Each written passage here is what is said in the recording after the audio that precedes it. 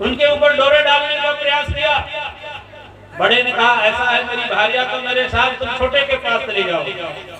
छोटे ने कहा नहीं बड़े के पास जाओ, बड़े ने कहा नहीं छोटे के पास जाओ।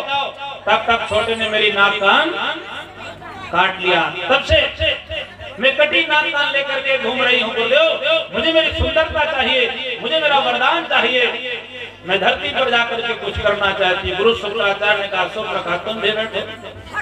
तब तक हरणाक्ष आया, हिरण्याकश्यप आया, जरासंध आया, शिशुपाल आया, सुबाहु आया, मारीच आया, ऐसे एक एक करके सभी राक्षस आते गए। सभी राक्षसों ने अपनी बात भली भांति गुरु शुक्राचार्य से कही। गुरु शुक्राचार्य ने सभी राक्षसों की बातों को ध्यानपूर्वक सुना। जब सभी राक्षसों की बातें पूरी हो गई तो गुरु शुक्राचार्य ने कहा देखो राक्षसों, मैं तो तुम्हारा सदैव से हितैषी रहा, तुम्हारे हित की बात करता रहा, आज भी मैं तुम्हारे हित की बात करूंगा। जरा धैर्य पूर्वक ध्यान पूर्वक सुनना। देखें इस बार रणनीति में थोड़ा सा परिवर्तन लाना पड़ेगा। यदि तुम सभी राक्षस के स्थूल रूप में धरती पर जाना चाहते हो तो तुम सबकी बहुत बड़ी भूल होगी, क्योंकि धरती पर एक नए देवता का प्रादुर्भाव हो गया। कौन सा देवता? विज्ञान का देवता। यदि स्थूल रूप में जाओगे तो सब बेमौत मारे जाओगे, अकेले जाओगे तो बेमौत मारे जाओगे। इसलिए सूक्ष्म रूप धारण करके एक साथ जाओ, क्योंकि संघ की शक्ति कलयुग संगठन में बहुत बड़ा बल होता है। अलग अलग जाओगे स्थूल रूप में तो तुम्हें मारने के लिए अब किसी देवी देवता को धरती पर अवतार नहीं लेना पड़ेगा। धरती का मानव ही तुम्हारे लिए भारी पड़ेगा।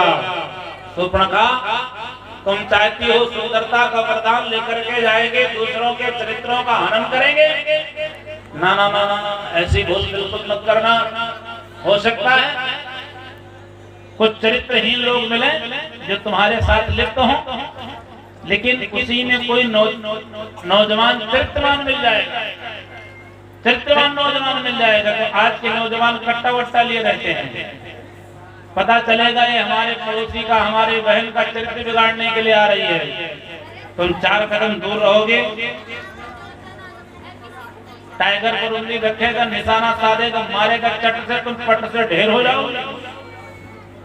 इसलिए स्थूल रूप धारण करके जाने में भलाई नहीं है।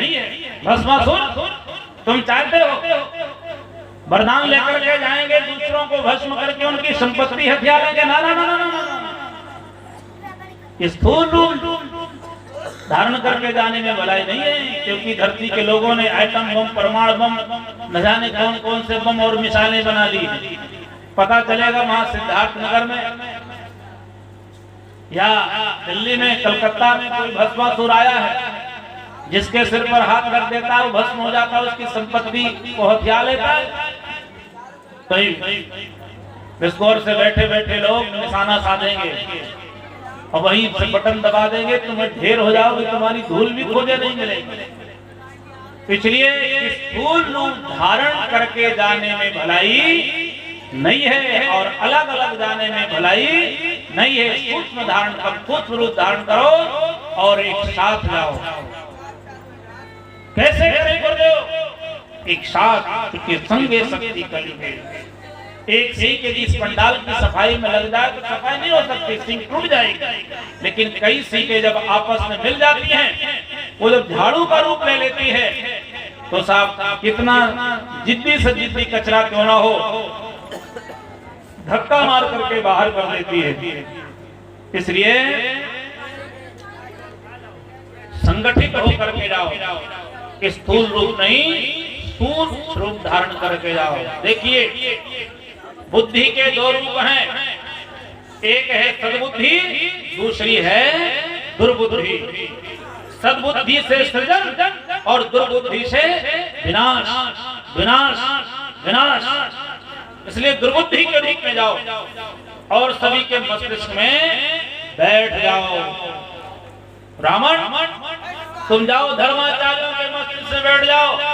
लोग अपने कर्म पर विश्वास न करें, हाथ की रेखाएं पर बातें करें, धरती पर जाकर के ढोंग आडंबर नए नए धर्म संप्रदाय खड़े कर दो, जात पात का भेद पैदा कर दो, आपस में लोगों के अंदर टकराव और बिखराव पैदा कर दो।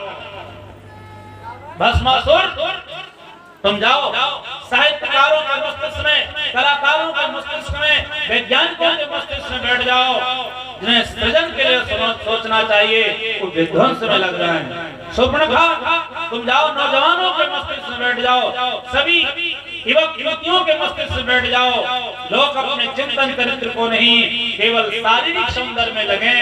आज देखिए सौंदर्य प्रसाधन कितने बिक रहे साहब, गांव-गांव में गली गली में दुकानें खुली हैं, गांव-गांव में गली गली में ब्यूटी पार्लर खुला है।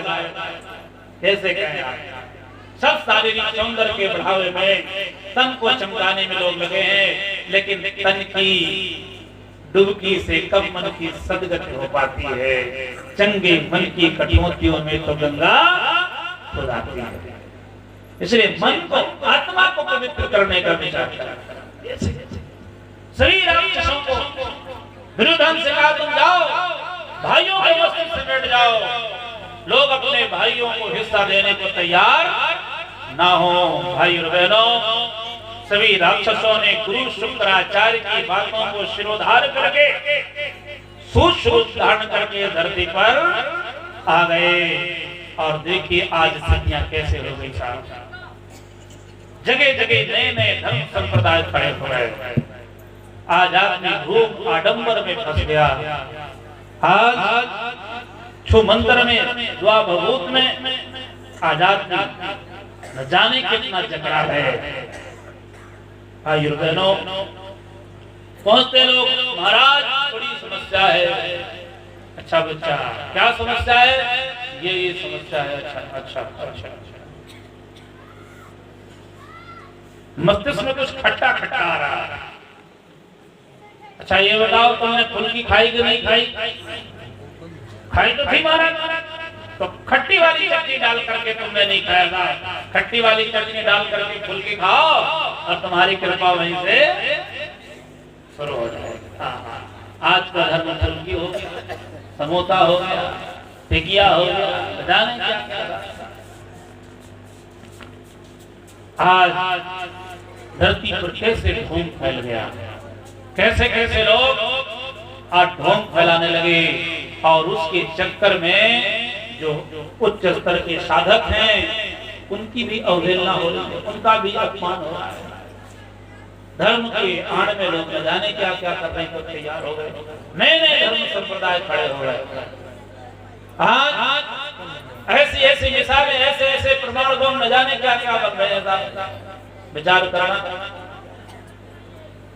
एक बम यदि अपने यहाँ गिरेगा तो अपने गांव का विकास होगा क्या? विचार करिएगा। आज देख रहे हैं कैसे एक देश दूसरे देश पर टकरा रहे हैं, कैसे कैसे विध्वंस मचा है।